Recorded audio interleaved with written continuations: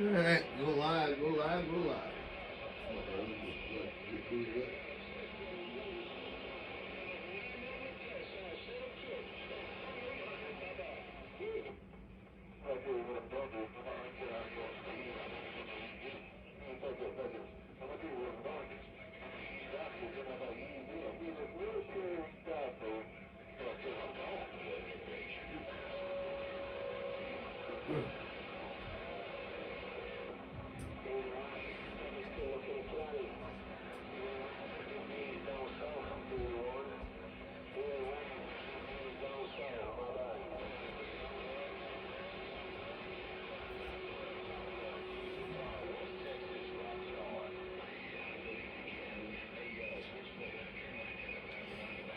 What's going on, everybody? It's Monday night. I decided to do a last minute one. I finished this unit up today.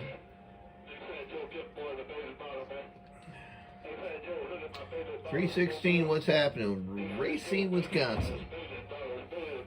I'll be happy be free to go ahead and post up your handles or whatnot, something in there in the description.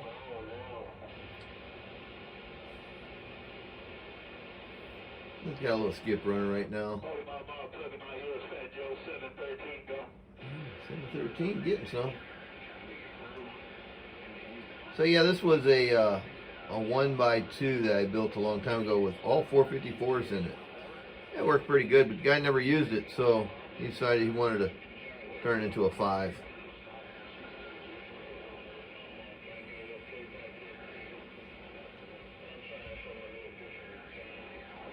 We'll just go ahead and get this party started, man.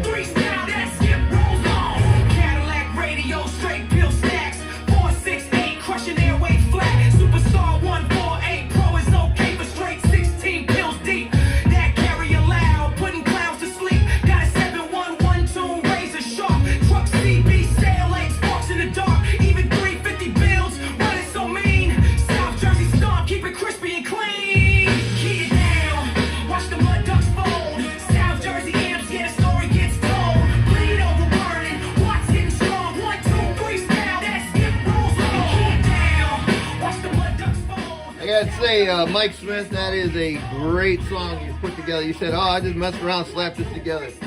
Brother, you did an excellent job on that song. I love it. Good song. Trying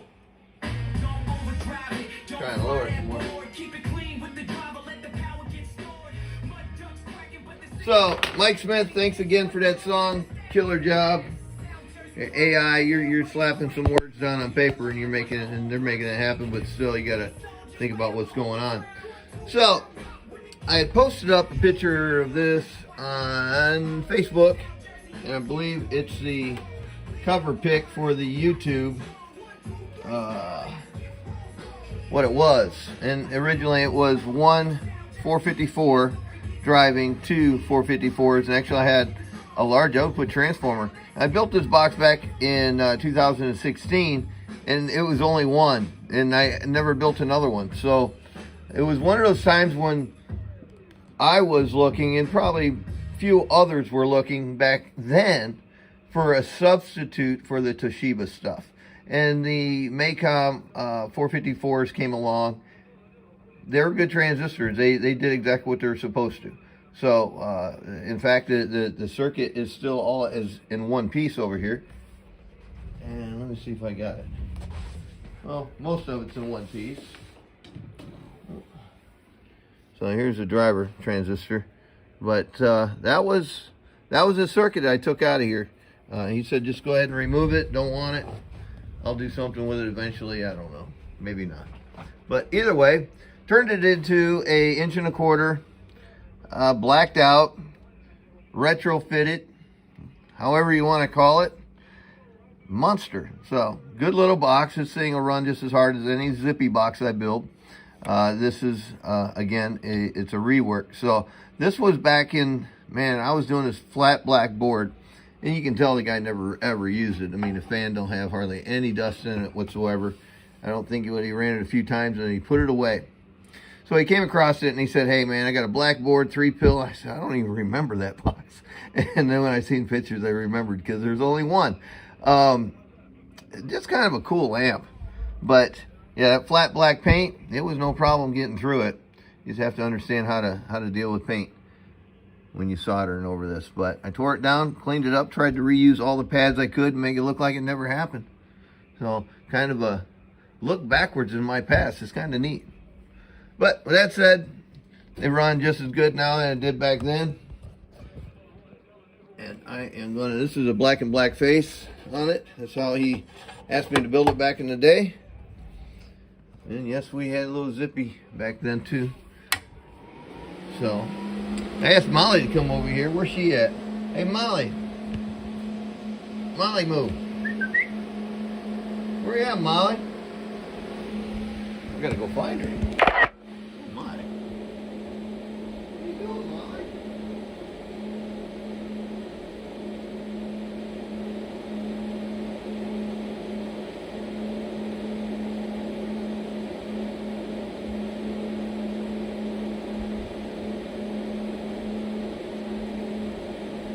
So Molly, come here.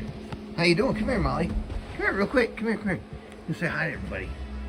Oh, you found a cookie. You gotta stop. She found a cookie. Anyway, say what's up. We're gonna do this video, Molly. Molly, come here. Come here. Come here. Come here. Come here.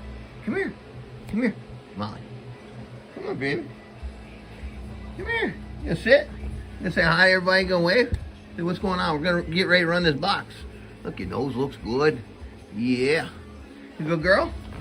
Huh? You wave? Molly, say hi. Yeah? Good girl. Yeah, there you go. All right, go in there. We're going to do the video and we'll talk about it. So there we go. 5-pill will just go flat open right out the gates with it. We're going to be running this power supply up here. 14.8, 14.9 volts, and we'll look at the amperage and such. Got the Cobra running. 14.8. Got a key. Let's take a look at our voltage and amperage. Here we go. I'll go over the slugs real quick. All right, here's your volts and amps on this unit. Audio, audio, audio, audio. 73 amps on the 5 transistors. Here's your input reflect. We're going to show a 5-watt slug. Radio, we're going to show a 25-watt slug. Then we're going to go over here and we're going to look at 1,000-watt and analog. And then the dual peaker tweaker RMS dealio right here. So there we go. All right, here we go. Here's the radio. Audio, audio, radio, radio. Show me about 8, 8.5. We know that it does more than that because 14.8, but sometimes amplifiers will take and show you different levels of drive, what your radio put into it, because the amplifier sometimes pushing it back. Audio, audio, audio, audio, audio, input reflect. Now that is a 5-watt slug. So it looks like we got about 1 watt right at 1 watt. All right, here is your RMS analog 1,000-watt slug. Each line is 20 watts. Audio, audio, audio, audio. Good 580, easy 580. Let's take a look at this peaker tweaker over here. It's 5 kilowatts. Each line's 100. Audio, peaker, tweaker, audio, peaker, tweaker, audio. Just a touch over 1,000. Let's see what it says on this one right here. I'm on the 5,000 one. Audio, audio, audio, audio, audio. 1,000, 1,050. Let's look at the peak on the 2,500. Audio, audio, audio, audio. So right there, it just kind of gives you a reference.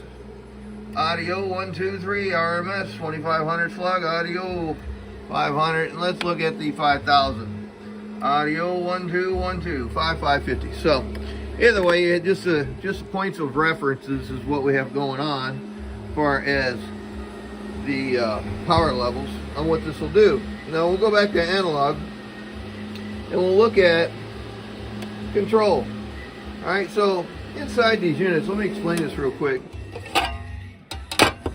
Anybody can control yourself, but keep in mind when you control things, the ohms or the attenuation, what's happening here on your pad. Typically, you have a 100 ohm potentiometer. That's a common part that we use in all our amplifiers. And there's another 100 ohm that goes from one of the leg down to ground. When you think that's knocking somewhere around 50 ohms, probably somewhere in that rotation. So, coming off of this, you have your output of it because the input is the center. This resistor right here, this is your attenuation pad. This will make or break you, or make or break your other amplifier, one of the two. So you could change this part and simply go to 5 ohms, 10 ohms, 20, 25, 30, 35, 33, 40, up to 50 ohms. And after 50 or 47, 50 ohms, this thing really starts hitting the brakes because you're taking away a lot of the energy that you're sending through this piece of coax that you spent a lot of money to have your radio tuned and peak.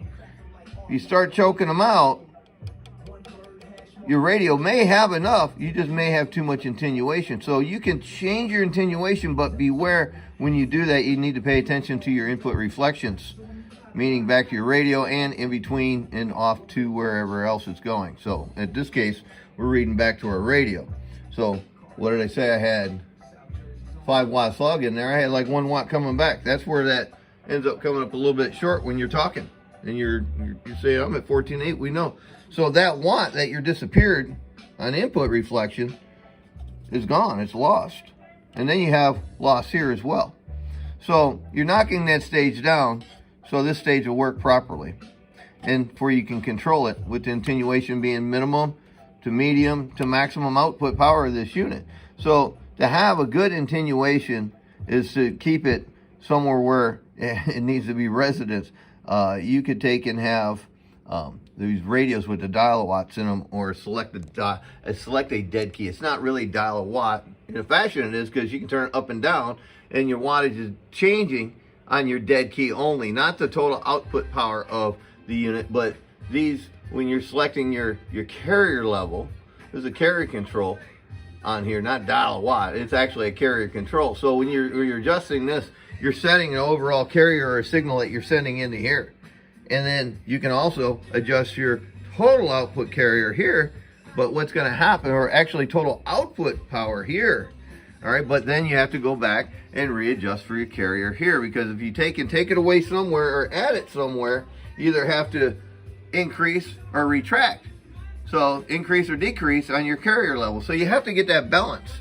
And we're going to go over that real quick with you guys, because attenuation and control. And if you guys hadn't found a little bit of a pattern of my videos, I'm talking about being successful with different drivers into your equipment. And different drivers could have more or less transistors and make the same amount of power. I have a whole pile of them over there.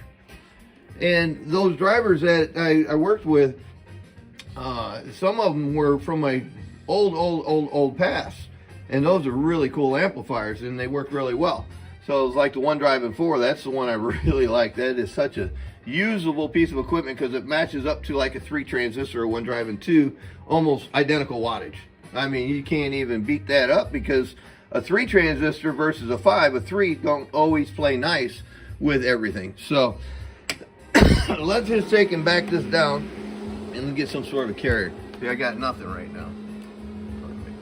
All right, so let's see, I got about 40 watts, I suppose, right here. All right, and then this is back all the way down.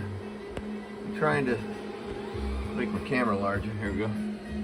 All right, here we go, audio back all the way down, and I'm pulling 220 to 250 audio. So, and then so 200 to 250 RMS. Let's look at it over here. 1 2 3 4 5 audio 1 2 3. So let's look at 2500 audio 1 2 3 4 5 audio 1 2. So that's really tracking good on the 2500 here. Let's look at the peak on that. All right, now The peak, I got 800 watts. Is that happening up here on the analog as well? Yeah, it sure is. 1, 2, 3, 4, every bit of it. So, what did you guys just see? Now, that's kind of important because you watched my RMS envelope close down, diminish quite a bit. But my peak really didn't disappear that much. So, if you think about what disappeared on the RMS is about the same equivalent what you're missing on the peak. So we'll look at that real quick. So here's your RMS. Okay. Here's your RMS. Audio. All right. So we're gonna call it 275. Now here's your peak. Audio. So 770, 750. Now if I were to turn this back up, how much did we change? Because we were like 750, 800. All right, so here we go. Let's just look at the peak. Audio. So we're looking at 1,000.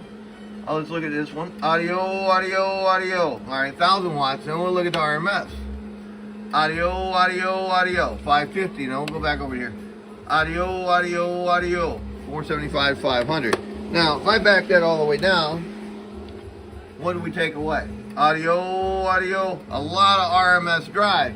But look at my peak. Audio, peaker, tweaker time, audio. All right, we're at 750. If I turn the amp all the way back up again, audio. So, 7, 8, 9, 10, that's 300 and 350 watts. Well, kind of what's happening here with the RMS. Not quite, but 100, it's half of that. So about 150 to 175 watts. Audio, wide open, back all the way down.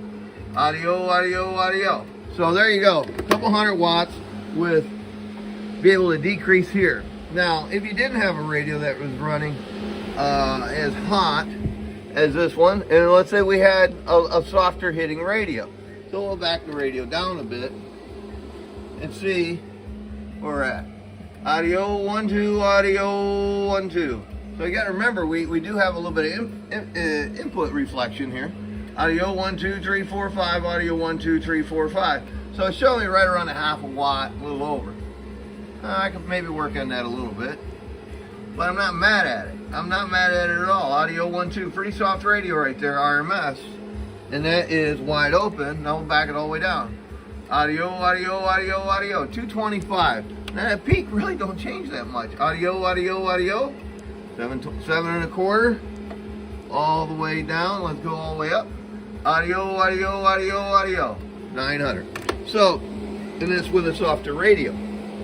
So you can clearly see how attenuation control is a great thing in understanding, and you can use sometimes a bigger driver to drive the next unit.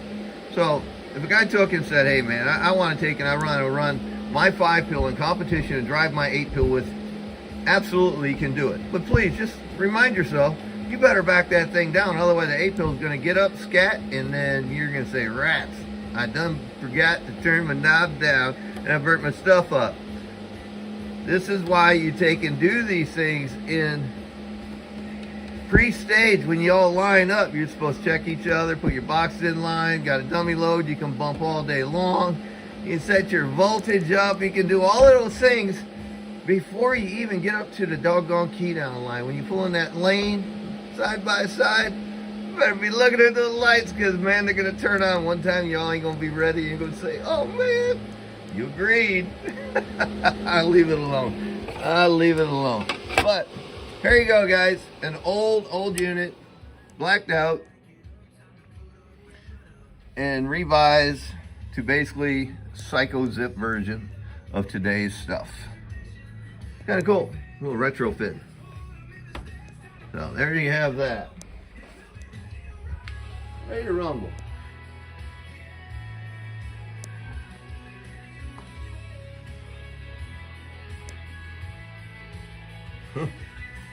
It freeze up.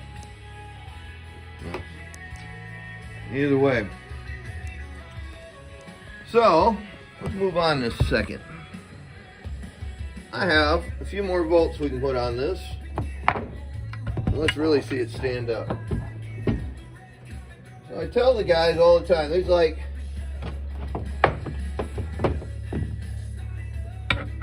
this is only 1 volt more. Not quite a full volt even. Not even a full volt. And on this unit,